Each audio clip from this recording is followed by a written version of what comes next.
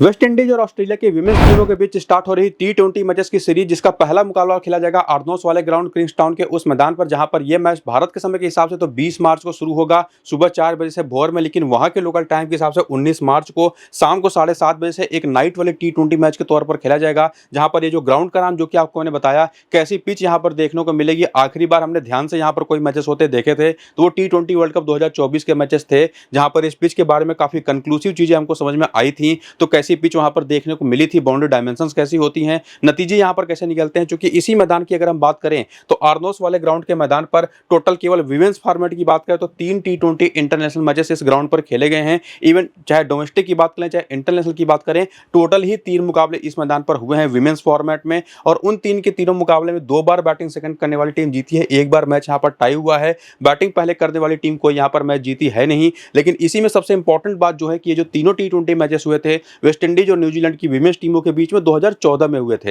यानी कि 12 साल पहले मुकाबले यहां पर खेले गए थे विमेंस फॉर्मेट के। लेकिन निश्चित तौर पर चूंकि 12 साल उसको बीत चुके हैं तो कोई खास उसका वैल्यू बचता नहीं। तो जो वैल्यू देखने के लिए, इस पिच के बारे में जानने के लिए अगर आप थोड़ा सा और आगे बढ़ें, मेंस क्रिकेट की तरफ आए इस पिच को समझने के लिए, तो टोटल 10 मुकाबले यहां पर खेले जा चुके हैं टी20 फॉर्मेट में, और उसमें से 9 बार पहले बैटिंग करने वाली टीम जीती है, केवल 1 बार बैटिंग सेकंड करने वाली टीम जीती है। तो जो हमारा कंक्लूजन निकलता है इस पूरे पिच रिपोर्ट में, इस पिच की नेचर को समझने के बाद, जैसे रिजल्ट्स यहां पर रिसेंट टाइम में देखने को मिले हैं हमको, वो बताता है कि पहले बैटिंग करना तो यहां पर काफी हद तक फेवरेबल होगा, और सेकंड बैटिंग करते टाइम यहां पर जैसे जैसे मैच आगे बढ़ेगा, जो टीम यहां पर चेज करेगी वो स्ट्रगल करेगी किसी भी स्कोर को निश्चित तौर पर चेज करने में। तो ये एक यहां का कंक्लूजन निकलता है, जहां पर पिच की पिक्चर अगर आप देखें तो कुछ इस तरीके की हमने देखी थी जो वर्ल्ड कप हुआ था उस दौरान, और कुछ ऐसी यहां पर बाउंड्री डायमेंशंस होती है। हालांकि ये मेंस क्रिकेट में है, विमेंस क्रिकेट में यही बाउंड्रीज और थोड़ी सी छोटी कर दी जाएंगी। तो एक निश्चित तौर पर ऐसी पिच जहां पर बैटिंग सेकंड करना उतना आसान होता नहीं, तो कोई भी टीम टॉस जीत करके पहले बैटिंग करना ही प्रेफर करेगी। ये तो निश्चित तौर पर हमने पास्ट के मैचेस के बेसिस पर यहां पर ये चीजें कंक्लूड की। लेकिन निश्चित तौर पर आज के इस मैच में जो पिच मिलेगी एक्चुअली, क्या उसका नेचर वैसा ही है जैसा मैंने आपको बताया, या कोई डिफरेंट नेचर देखने को मिल सकता है, वो अपडेट तो आपको टॉस के बाद टेलीग्राम और व्हाट्सएप चैनल पर ही मिलेगा। तो जाकर के आप इसको ज्वाइन जरूर कर लीजिए। वहीं पर आपको आज के मेरे इस मैच की फाइनल फैंटेसी टीम भी मिलेगी। तो दोनों, चाहे पिच रिपोर्ट की बात कर लें चाहे फाइनल टीम की बात कर लें, उसको लेने के लिए मेरे टेलीग्राम और व्हाट्सएप चैनल को ज्वाइन आपको कर लेना है, जिसका लिंक आपको मैंने इसी वीडियो के नीचे डिस्क्रिप्शन और पिन कमेंट में दे रखा है। क्लिक करके उसको ज्वाइन कर लीजिए। फिलहाल देखिए यहाँ पर जो प्लेइंग 11 या बैटिंग ऑर्डर उतर सकते हैं वेस्ट इंडीज की तरफ से, जहां पर कियाना जोसेफ और हेली मैथ्यूज आपको ओपन करते हुए दिखाई पड़ सकती हैं, जिसमें स्टेफनी टेलर भी है, डिएंड्रा डॉटिन भी है, जहां जारा क्लैक्सटन है, चिरल हेनरी है, जो कि एक और ऑलराउंडर इस टीम के अंदर, ऑलराउंडर से भरी हुई टीम। और इवन एक बैटर को अगर आप देखते चलिए तो बैटिंग के साथ साथ बॉलिंग भी करने की एबिलिटी रखती हैं। और उसके बाद यहाँ पर आते हैं सिमन कैम्बल, इनके विकेट कीपर बैटर, और उसके बाद आती हैं आलिया एलिन, जायदा जेम्स, एफी फ्लेचर लेग स्पिनर, और करिश्मा राम हरक ऑफ स्पिनर। तो ये पूरी टीम आज के इस मैच में दिखाई पड़ सकती है। बाकी कौन किस तरीके की बैटिंग करता है, किस तरीके की बॉलिंग करता है, और इसके साथ साथ बॉलिंग करता भी है कि नहीं, क्योंकि हर एक खिलाड़ी जो विकेट कीपर बैटर है ना, इनको छोड़ करके हर एक खिलाड़ी इस टीम के अंदर बैटिंग के साथ साथ बॉलिंग भी कर सकती हैं। केवल ये जो नीचे की 3 खिलाड़ी, उसमें से ज्यादा जेम्स ना डोमेस्टिक क्रिकेट में तो ओपन भी करती हैं, लेकिन बाकी जो दोनों खिलाड़ी हैं वो स्पेसिफिक बॉलर्स हैं। तो इनको छोड़ करके बाकी जो खिलाड़ी उसमें कौन कौन बॉलिंग एक्चुअली करेगा वो भी हम आगे समझेंगे। लेकिन उसके पहले आप यहाँ पर बेंच की भी जो चार नाम हो सकती हैं उनको भी देख लीजिए। स्क्वाड जो 15 मेंबर का स्क्वाड अनाउंस किया गया है, और उसके बाद पूरे के पूरे 15 मेंबर के स्क्वाड्स के हर एक प्लेयर का टी20 फॉर्मेट में कैसा करियर चला है उसको आप यहाँ पर देख सकते हैं। जहाँ पर हेली मैथ्यूज का निश्चित तौर पर तगड़ा अनुभव रहा है, टी20 फॉर्मेट में 111 मैचेस खेल चुकी हैं, 2900 से ज्यादा रन है, 111 विकेटें भी हैं। और इवन यहाँ पर कियाना जोसेफ, जिनके 23 मैच में 6 विकेटें हैं, 404 रन है। इसी डेटा से समझ में आ जाता है कि ये बॉलिंग करती तो जरूर हैं, और अपना आखिरी टी20 इंटरनेशनल मैच जिन्होंने खेला था उसमें इन्होंने 2 विकेट भी लिया था, लेकिन उसके पहले केवल 4 विकेट लिया था, यानी कि रेगुलर बेसिस पर हर मैच में बॉलिंग नहीं करती। ठीक उसी तरह से स्टेफनी टेलर, जो एक टाइम पर रेगुलर बॉलर थी, लेकिन रिसेंट पिछले 2-3 सालों में देखने को मिला है कि अपनी ऑफ स्पिन बॉलिंग लगभग इन्होंने छोड़ दी है, और 129 मैच में 34 के एवरेज से 3468 रन इनके हैं। और उसी तरह से डिएंड्रा डॉटिन, ये एक रेगुलर बॉलर हैं, हालांकि अगर आप इनकी विकेटों की संख्या देखेंगे तो उतनी आपको देखने को नहीं मिलेगी। और उसी तरह से जहां जारा क्लैक्सटन हो गई, चिरल हेनरी हो गई, सिमन कैम्बल जो कि विकेट कीपर बैटर ही है बेसिकली, आलिया एलिन हो गई, जायदा जेम्स, एफी फ्लेचर और राम हरक, ये कुछ मेन बॉलिंग ऑप्शंस हैं जो कि कम से कम 2 से 3 ओवर तो करेंगे ही। और जो बाकी 2 इनकी 3 मेन बॉलर हैं वो आपको 3 से 4 ओवर की बॉलिंग करते दिखाई पड़ेंगी। तो कौन कितना इंपॉर्टेंट रहेगा as a bowler, as a batter, उसका बैटिंग ऑर्डर क्या होगा, क्या बॉलिंग रोल होगा, वो तो यहाँ पर आपको मैंने समझाने की कोशिश करी। बाकी उसका पूरा करियर एक्सपीरियंस भी आपने देख लिया, और उसके साथ साथ आगे बढ़ते हुए रीसेंट फॉर्म भी अगर आप देख लें तो तो वो आपके सामने है, जिसमें भी रिसेंटली जो टी20 सीरीज अभी यहाँ पर वेस्ट इंडीज की टीम खेल करके आई है उसमें हेली मैथ्यूज अगर आप देखें तो 8 रन कोई विकेट नहीं, 28 रन 1 विकेट, 6 रन कोई विकेट नहीं, या उसके पहले भी जो कुछ मुकाबले खेले हैं 100 रन 2 विकेट, 13 रन 2 विकेट और 14 रन 2 विकेट। और जो भी विमेंस क्रिकेट को फॉलो करता है वो सभी जानते हैं कि अगर हेली मैथ्यूज किसी टीम के अंदर हैं और उनकी रीसेंट फॉर्म चाहे जैसी हो, स्ट्रेट अवे ना सिर्फ एज ए प्लेयर वो आपकी टीम में आती हैं, इवन ये कप्तान है, बस कप्तान की भी one of the best choices में से एक हो जाती हैं, जो कि काफी सेफ चॉइस होती हैं एक्चुअली। तो इनको लेकर के तो कोई डाउट बनता नहीं। उसके बाद आती है क्वियाना जोसेफ, जिनके बारे में अभी आपको कुछ देर पहले ही मैंने बताया। आखिरी टी20 इंटरनेशनल मैच इन्होंने जो खेला था उसमें 2 विकेट इन्होंने ली थी। लेफ्ट आर्म ऑर्थोडॉक्स बॉलिंग करते और कभी कभी बॉलिंग ही करती हैं। एक बहुत अच्छी हार्ड हिटर बैटर भी हैं, तो निश्चित तौर पर एक हिट एंड मिस टाइप की प्लेयर हैं। अगर आप लेकर के जाना चाहें तो एक ट्रम्प ऑप्शन के तौर पर जरूर ट्राई कर सकते हैं। बल्ले से बहुत अच्छे फॉर्म में है नहीं, बॉलिंग करते हुए आखिरी मैच में 2 विकेट हैं। स्टेफनी टेलर की भी बात करें तो है तो एक बहुत ही बड़ी खिलाड़ी, एज अ बैटर बहुत तगड़ा फॉर्म इनका नहीं चल रहा, लेकिन एक काफी यूटिलिटी वाइज सेफ ऑप्शन मानी जाती है। लेकिन वही बात आता है ट्रम्प ऑप्शन में ही, अगर आप इनको लेकर के जाएंगे तो इक्वली आपके लिए रिस्क भी होगा और सेफ्टी भी होगी। तो एक 50-50 टाइप की ये भी प्लेयर है। लेकिन उसके बाद जो प्लेयर आती हैं, चाहे वो डिएंड्रा डॉटिन हो चाहे चिनल हेनरी हो, ये 2 ऐसे नाम हैं इस टीम के अंदर जो रिसेंट टाइम में परफॉर्मेंस है तो चाहे जैसी हो। हालांकि अगर आप डिएंड्रा डॉटिन के नंबर्स अगर आप देखेंगे ना तो एज अ बैटर शुरुआत हर मैच में अच्छा कर रही है, बड़े मैच स्कोर में कन्वर्ट नहीं कर पा रही। एज अ बॉलर भी विकेटें बहुत ही कम है, लेकिन सेफेस्ट ऑप्शन में से इस टीम की तरफ से होंगी, ना सिर्फ एज अ प्लेयर भी, और इवन आप इनको डिफरेंशियल कप्तान है उस कप्तान का ऑप्शन भी बना सकते हैं। और चिनल हेनरी के बारे में सभी को याद होगा, रिसेंट टाइम इन्होंने अपने बल्ले से काफी कमाल की कुछ पारियां खेली हैं। बाकी बॉलिंग करते हुए उतनी विकेटें नहीं हैं, लेकिन यहां पर निश्चित तौर पर इनका रोल काफी बड़ा होगा। 3 से 4 ओवर की बॉलिंग प्रोबेबली करके देंगी। तो निश्चित तौर पर ये थर्ड बेस्ट ऑप्शन इस टीम की तरफ से होती है, जो कि सीधे आपकी टीम में आती हैं। और उसके बाद सिमन कैम्बल इनके विकेट कीपर बैटर हैं, और विकेट कीपिंग ऑप्शन अगर आप चेक करेंगे ना तो आपके पास बेथ मोनी का ऑलरेडी एक बेस्ट ऑप्शन दिखाई पड़ेगा, तो इनकी वो यूटिलिटी होगी नहीं। बाकी आलिया एलिन भी एक बहुत ही अच्छा ऑप्शन है। नंबर्स अगर आप इनके देखें तो बैटिंग भी कर लेती हैं, बॉलिंग तो करती ही करती हैं 3 से 4 ओवर ये भी, लेकिन मेरे हिसाब से एक ट्रम्प ऑप्शन ही होंगी। लेकिन निश्चित तौर पर उसके बाद चाहे ज्यादा जेम्स की बात कर ले, जिनका बॉलिंग फॉर्म उतना अच्छा है नहीं, चाहे इसके बाद बात कर लें एफी फ्लेचर की, जो कि पिछले अगर आप इनके 5 मैचेस देखें तो करीब करीब 6 विकेटें हैं। और उसके बाद करिश्मा रामहरक के देखेंगे तो इनके भी आखिरी 5 मैचेस में, जिसमें लास्ट मैच में विकेट इनको मिला नहीं है, लेकिन उसके अलावा 2 बार 2-2 विकेटें हैं, एक बार 3 विकेट है, एक बार 1 विकेट है, यानी कि इन फॉर्म प्लेयर हैं। और सामने जो ऑस्ट्रेलियन टीम है उसमें कुछ लेफ्ट हैंडर्स भी हैं, थोड़ी सी डोमिनेशन उनकी होती है, तो उसको देखते हुए करिश्मा रामहरक की यूटिलिटी वैसे भी शानदार हो जाती है। तो मेरे हिसाब से आज की इसमें जो वेस्ट इंडीज की टीम की तरफ से इनके हर एक प्लेयर की यूटिलिटी जान लेने के बाद, साथ ही साथ उनकी कैसा फॉर्म है उसको देख लेने के बाद, करियर कैसा रहा है उसको जान लेने के बाद, ये 4 बेस्ट ऑप्शन निकल करके आते हैं, जो कि मेरे हिसाब से सीधे टीम में आ जाएंगे आपके बिना किसी डाउट के। लेकिन उसी में कई सारी ऐसी ऑप्शन है, चाहे वो क्वियाना जोसेफ हो, चाहे स्टेफनी टेलर हो, चाहे वो इवन आलिया एलिन, ज्यादा जेम्स और इवन एफी फ्लेचर ही क्यों ना हो, ये कुछ बहुत ही शानदार ऑप्शन है जिनको आप लेकर के जा सकते हैं अपनी टीमों में। इवन यहाँ पर मैं एफी फ्लेचर के लिए तो ये भी कहूंगा कि आप इनको ना सिर्फ करिश्मा रामहरक की जगह पर लेके जा सकते हैं, या निश्चित तौर पर अगर आप 5वां प्लेयर भी कोई ट्राई करना चाहते हैं टीम की तरफ से तो ये सबसे सेफ है। सेकंड सेफेस्ट ऑप्शन कोई होगा तो स्टेफनी टेलर होगा। तो प्रेफरेंस वाइज अगर इस टीम की तरफ से आपको कोई 5वां प्लेयर लेकर के जाना है, मैं सेफ्टी मेजर्स के हिसाब से अगर बताऊं तो मेरे हिसाब से स्टेफनी टेलर सबसे बेस्ट ऑप्शन होंगी। यहाँ पर एफी फ्लेचर सेकंड बेस्ट ऑप्शन होंगी।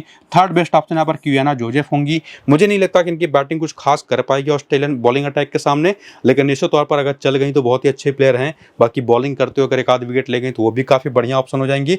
बाकी भी जो प्लेयर्स हैं निश्चित तौर पर आप रोटेट करके अपनी मल्टी टीम वाला कोई कॉन्टेस्ट ज्वाइन कर रहे हैं तो वहां पर आप ट्राई कर सकते हैं अलग अलग प्लेयर्स को। लेकिन 4 जो सेफेस्ट ऑप्शन होंगी वो मैंने यहाँ पर आपको क्लियर कर दिया। बाकी 5वां प्लेयर कोई लेना है तो उसमें से कौन कितना बेस्ट होगा वो भी बता दिया। बाकी हेड टू हेड के आंकड़े अगर आप देखने आए तो यहाँ पर हेली मैथ्यूज के आंकड़े, इवन स्टेफनी टेलर, इनके आंकड़े आपको काफी बेहतर दिखाई पड़ेंगे। लेकिन डिएंड्रा डॉटिन के नंबर्स बहुत ही बिलो एवरेज हैं। बाकी चिनल हेनरी के आंकड़े भी ठीक ही ठाक हैं। और इवन बाकी किसी भी प्लेयर के आंकड़े अगर आप देख लें, चाहे वो बॉलर चाहे बैटर हो, इतने हैं ही नहीं बेहतर कि उसके दम पर आप किसी को पिक करना चाहें। और इसी वजह से आपको मैंने 4 ही ऐसे ऑप्शन सजेस्ट करे भी थे जो सेफेस्ट रहेंगी वेस्ट इंडीज की तरफ से, और उन्हीं को मैं कहूंगा भी कि स्मॉल लीग की टीम अगर आप बन रही तो आप लेकर के जाइएगा। बाकी इस मैदान पर अगर आप देखें तो जो कि कुछ डोमेस्टिक टी20 मैचेस होते हैं बहुत ही इंटीरियर टाइप के, तो अगर आप उसको देखें तो उसमें खेलने का क्या एक्सपीरियंस रहा है वो भी आपके सामने, जहां पर डिएंड्रा डॉटिन के नंबर थोड़े से बेहतर दिखाई पड़ेंगे सिमन कैम्बेल के, जो कि निश्चित तौर पर मेरी टीम में सिमन कैम्बेल तो रहेंगे नहीं, लेकिन वेन्यू के नंबर्स हो चाहे हेड टू हेड के नंबर्स हो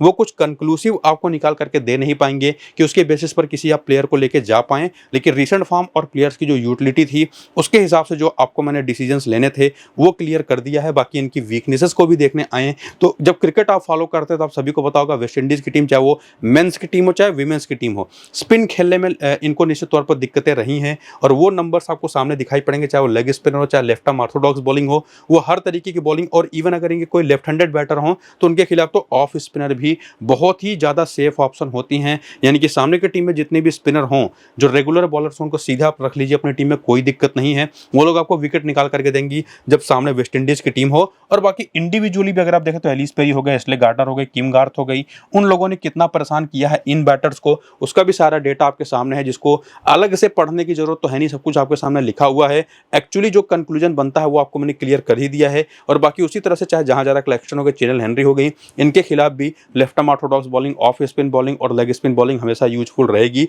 ये बात भी यहाँ से क्लियर होती है। तो ये एक वेस्ट इंडीज की टीम थी, जहां तक आते आते निश्चित तौर पर उनको पूरी तरह से समझ लेने के बाद, और वीडियो के शुरू में भी आपने बता ही दिया मैंने आपको कि 14 मैचेस खेली है, 16 मैचेस खेली है दोनों टीमें, तो उसमें से 14 मैचेस जीती है ऑस्ट्रेलिया। तो काफी हद तक यहीं पर क्लियर हो जाता है कि यहाँ पर भारी तो ऑस्ट्रेलियन टीम ही पड़ेगी, जिसका प्लेइंग 11 और बैटिंग ऑर्डर भी अगर आप यहाँ पर देखते चलें तो वो भी आपके सामने, जहां पर सोफी बेलोनिक्स ओपन यहाँ पर आपको एज ए कैप्टन खेलते दिखाई पड़ेंगी, वापसी कर रही हैं। और एनाबेल सदरलैंड आपको स्क्वाड में दिखाई नहीं पड़ेंगे, उनको रेस्ट दिया गया है। और बाकी जो प्लेयर है, जिसमें निकोला कैरी एक बहुत इंपॉर्टेंट प्लेयर हो सकती हैं, बेथ मोनी है, जॉर्जिया वाल आपको ओपन करते दिखाई पड़ सकती है, और बाकी का बैटिंग ऑर्डर आप देख सकते हैं। और बेंच पर भी इनके पास जो ऑप्शन मौजूद हैं वो भी काफी भारी भरकम है। और उसके बाद इनका करियर स्टैट भी अगर आप देखना चाहें तो देख सकते हैं। हालांकि वो आपको जरूरत पड़ेगी नहीं, जो कि ऑस्ट्रेलियन टीम को सभी जानते हैं ऑलमोस्ट। और इसमें चाहे इनकी कोई बॉलर हो, चाहे इनकी बैटर हो, वो मोर देन अगर हम बात करें इनफ ऑप्शन है। अगर आप टॉप ऑर्डर से देखें तो टॉप 4 की बैटर, और इवन उसमें एस्ले गार्डनर को भी इंक्लूड कर दें, तो इन पांचों में से किसी को भी ड्रॉप करना वो आपके लिए निश्चित तौर पर एक कठिन डिसीजन होने वाला है। हाँ, इसमें आप कर सकते हैं कि फी ब्लिसफील्ड या जॉर्जिया वाल को दोनों को लेकर के जाना है, या किसी एक को लेकर के जाना है, या दोनों को ड्रॉप कर देना है। वहां पर आपको एक डिसीजन लेना पड़ेगा। तो टॉप 5 में से तो टॉप 5 जो आपको ऑप्शन दिखाई पड़ रही हैं, उसमें से 3 तो बेस्ट ऑप्शन निकल करके आ जाती हैं, बाकी 2 उनमें से निश्चित तौर पर आपको चूज करना पड़ेगा। और जब बॉलिंग की तरफ आएंगे तो एक चीज आपको मैं क्लियर कर ही चुका हूं कि कोई भी स्पिनर हो, चाहे वो जॉर्जिया बेयरहम हो, चाहे वो सोफी बेलोनिक्स हो, और इवन एस्ले गार्डनर को तो आप समझ ही चुके हैं, यहाँ पर गलत लिखा हुआ left arm Orthodox bowling, actually एक ऑफ स्पिन बॉलर है। तो निश्चित तौर पर स्पिन बॉलर तो इस टीम के अंदर आपकी होनी ही चाहिए आज के इस मैच में। बाकी उसमें निकोला कैरी भी आ जाती है कि जो कि मीडियम पेस बॉलिंग करती हैं। और बाकी इनका फॉर्म अगर आप देखने आए तो हालांकि काफी हद तक मैंने कंक्लूड तो कर दिया है कि Beth Mooney, Ellyse Perry, Ashleigh Gardner को आपको किसी भी कीमत पर मिस नहीं करना है। इसके बाद जॉर्जिया बेयरहम, सोफी बेलोनिक्स, ये 2 स्पिन बॉलिंग ऑप्शन जो है। और यहाँ पर आपको मैं सुधार दूं कि एस्ले गार्डनर यहाँ पर एक ऑफ स्पिन बॉलर हैं। तो निश्चित तौर पर ये कुल मिला जुला करके 5 ऐसी प्लेयर है जिनको आंख मूंद करके सीधे टीम में ले लेना है। अब इनका चाहे जैसा फॉर्म हो, हालांकि अगर आप रिसेंट फॉर्म इन 5 का देखने जाएंगे ना, तो वो आपको काफी तगड़ा दिखाई पड़ेगा, उसमें तो और भी कोई डाउट बचता है नहीं। लेकिन जॉर्जिया वाल और फी ब्लिसफील्ड जो 2 और ऑप्शन है, इनके भी नंबर्स अगर आप देखें तो रिसेंट फॉर्म खास करके जॉर्जिया वाल का काफी बेहतर रहा है फी ब्लिसफील्ड के कंपैरिजन में। और उसके बाद एक और ऑप्शन जो आपको मैं निकोला कैरी का बता रहा था, वो भी अगर आप देखें तो काफी बढ़िया as a allrounder performance recent time में देती रही है। तो 5 प्लेयर वो प्लस यहाँ पर जॉर्जिया वाल और यहाँ पर निकोला कैरी, यानी कि 7 ऑप्शन तो आपको वैसे ही काफी सेफ मिल जाती हैं। और इवन फी ब्लिसफील्ड भी 8वें प्लेयर के तौर पर one of the best option में से एक होंगी। तो निश्चित तौर पर फाइनली, और उसमें किम गार्थ भी है, मेगन स्टुड भी है, तो डिसीजन लेना आपके लिए काफी मुश्किल होने वाला है कि कितनी प्लेयर आप लेकर के जाएंगे यहाँ पर ऑस्ट्रेलियन टीम की तरफ से। जबकि आपको मैंने सेफेस्ट ऑप्शन कम से कम 4 तो बता ही दिए थे वेस्ट इंडीज की तरफ से। तो उनके अलावा जो 7 ऑप्शन ही बचते हैं, 7 ही प्लेयर्स बचेंगे आपको टीम में लेने के लिए। और उसके लिए अगर आप हेड टू हेड के आंकड़े देखने हैं तो यहाँ पर आपको एक कंक्लूसिव चीज देखने को मिलेगी कि बेथ मोनी कुछ खास कर नहीं पाई है कभी वेस्ट इंडीज के खिलाफ। 7 में से केवल 85 रन है। लेकिन एक और बात जो इंपॉर्टेंट आती है वो ये कि सामने जो एक और ऑप्शन विकेट कीपिंग का होगा, वो होगा निश्चित तौर पर सिमन कैम्बेल का, जो कि उनसे बेहतर तो आपके लिए निश्चित तौर पर बेथ मोनी साबित हो ही जाएंगी। बाकी जॉर्जिया वाल कभी खेली नहीं है वेस्ट इंडीज के खिलाफ। फी ब्लिसफील्ड के 2 मैच पर 88 रन है, एक ही बार आउट हुई तो 88 का एवरेज है। बाकी एलिस पेरी के आंकड़े एज ए बैटर उतने अच्छे नहीं हैं, बॉलिंग ये कितना करेंगे उसको लेकर के कोई खास भरोसा है नहीं। तो ये एक ऐसा कमजोर कड़ी है जिनको आप ड्रॉप कर भी सकते हैं इस टीम की तरफ से। हालांकि बहुत ही रिस्की होगा, लेकिन ये चीज आप चाहें तो कर सकते हैं। बाकी एस्ले गार्डनर हैं, ये तो एक ऑप्शन होंगी ही शानदार। बाकी निकोला कैरी है, जॉर्जिया बेयरहम है, और बाकी सोफी बेलोनिक्स या किम गार्थ की भी देख लें तो 4 मैच में 6 विकेट हैं। लेकिन वहीं पर मेगन स्टुड की देखेंगे तो 8 मैच में केवल 7 विकेट है। डार्सी ब्राउन खेलेंगी या नहीं खेलेंगी उसका हमको कुछ पता नहीं, लेकिन फिलहाल तो 3 मैच में 4 विकेट ये भी वेस्ट इंडीज के खिलाफ ले चुकी हैं। और इस मैदान पर कोई ऑस्ट्रेलियन प्लेयर फिलहाल खेली है नहीं। तो फिलहाल अभी यहाँ तक आते आते मेरा अपना जो कंक्लूजन बनेगा उसमें किम गार्ड्स को लेकर के, सोफी मेलोनी उसको लेकर के, और इवन यहाँ पर Georgia Wareham, Nicola Carey, Ashleigh Gardner और यहाँ पर बेथ मूनी, इन कुल मिला जुला करके 6 प्लेयरों को लेकर के मेरे दिमाग में तो कोई खास कंफ्यूजन नहीं है। बस यहाँ पर आपको डिसीजन लेना पड़ेगा कि आप इन दोनों को या तो लेकर के जाएं या किसी एक को लेकर के जाएं, और किसी एक को लेकर के जाते हैं तब तो आप एलिस पेरी को लेकर के जाइए, वरना आप टॉप ऑर्डर में से इन्हीं दोनों को लेकर के जा सकते हैं, एलिस पेरी को ड्रॉप भी कर सकते हैं। तो इन तीनों में से कोई 2 ऑप्शन प्लस ये 6, तो टोटल वैसे तो 8 ऑप्शन हो जाती हैं। तो निश्चित तौर पर आपको ऑस्ट्रेलिया के वहां पर वेस्ट इंडीज की तरफ से एक और प्लेयर को ड्रॉप करना पड़ेगा, वो डिएंड्रो डॉटिंग को आप कर सकते हैं, वरना और कोई यहाँ पर ऐसा ऑप्शन होगा नहीं। या इवन करिश्मा राम हरक को भी अगर पहली इनिंग की उनकी बॉलिंग होती है तो वेस्ट इंडीज की, तो ये काम आप कर सकते हैं। बाकी कौन कितना बेहतर होगा वो तो आपको मैं क्लियर कर ही चुका हूं। बाकी प्लेयर बैटल के आंकड़े अगर आप इधर भी देखने आए तो वेस्ट इंडीज की बॉलिंग को फेस करते हुए बेथ मूनी, हेली मैथ्यूज की 16 गेंद पर 20 रन बना करके 2 बार आउट हो चुके हैं, चैनल हेनरी की 15 गेंद पर 6 रन बना करके 2 बार आउट हो चुकी हैं, और उसके बाद जॉर्जिया वॉल ये भी हेली मैथ्यूज पर 2 बार और डिएंड्रो डॉटिंग पर 3 बार बहुत ही सस्ते में आउट हो चुकी हैं। बाकी यहाँ पर फील्ड स्फील्ड है तो एक लेफ्ट हैंडर, ऑफ स्पिन के खिलाफ इनका बैटल बनता है, लेकिन ये लेफ्ट आर्म ऑर्थोडॉक्स बॉलिंग भी उतना अच्छा नहीं खेलती। और उसके बाद अगर हम बात करें यहाँ पर एलिस पेरी की, एशले गार्डनर की और तालिया मैकग्रा की, तो ऐसी कोई स्पेसिफिक कमजोरी नहीं है, लेकिन Hayley Matthews as a bowler इस पूरी टीम को डोमिनेट करती है। बाकी ये पूरी की पूरी team left arm Orthodox bowling पर तो थोड़ा फंसती है। तो क्वियाना जोसेफ जो आपको मैं बता रहा था कि उनकी बॉलिंग आज काफी इंपॉर्टेंट हो सकती है अगर उनको टीम मौका दे तो निश्चित तौर पर ये कुछ आंकड़े हैं जो आप इसके यहाँ पर देख सकते हैं। लेकिन ओवरऑल चाहे आंकड़े जो भी हों, एक बात तो क्लियर है कि यहाँ पर ऑस्ट्रेलियन टीम ही फेवरेट है, वही आज के इस मैच को जीतती हुई दिखाई भी पड़ रही है। लेकिन उसमें पिच का बहुत बड़ा रोल होगा, टॉस का भी एक रोल होगा। तो पिच कैसी है, मेरी अपनी फाइनल टीम उसके बेसिस पर क्या बनेगी, वो सारे अपडेट्स आपको मैं नीचे दिए गए डिस्क्रिप्शन में जो पिन कमेंट में लिंक है टेलीग्राम और व्हाट्सएप चैनल का, वहां पर दूंगा। तो लिंक्स के बेसिस पर टेलीग्राम और व्हाट्सएप चैनल को जाकर के ज्वाइन कर लीजिए और वीडियो शुरू से अंत तक पूरा देख करके अपना एक समझ बना लीजिए। फिलहाल ये वीडियो यहाँ पर करते हैं खत्म, चलते हैं, नमस्कार।